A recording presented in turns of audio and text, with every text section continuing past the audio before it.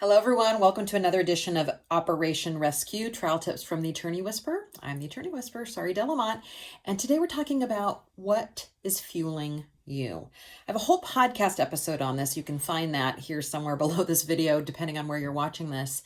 And it's come up a lot in coaching sessions this week, so I wanted to revisit this topic.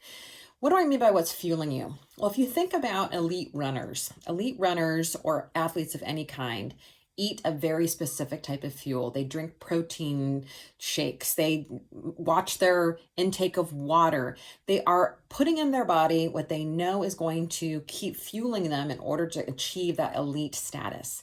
The same can be said for you as trial attorneys, especially those of you who want to be elite trial attorneys. But I'm not just talking about food and self-care. What I'm talking about is, what is your motivation to become the best? If it's because you're worried that you will lose credibility if you lose a trial, or that it doesn't mean your life means anything if you haven't gotten that 8-figure verdict, that's the wrong kind of fuel. That's the kind of fuel that's like eating Twinkies. It's going to burn you out when you're seriously competitive, seriously down on yourself, thinking that that is the way to get and maintain excellence. It isn't. You have to believe right here and now that you are amazing and that your job is to become more amazing and step into that power. And I know that really just jars people. I'm going to do a whole podcast episode on this.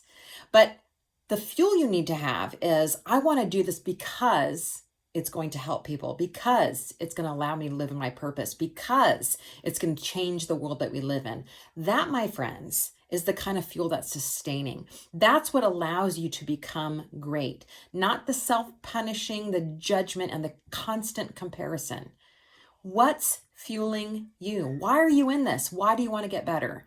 Really take a look at that. And I think once you really get the right kind of fuel, you'll find that this job becomes a lot easier. Hope that helps. Talk next week.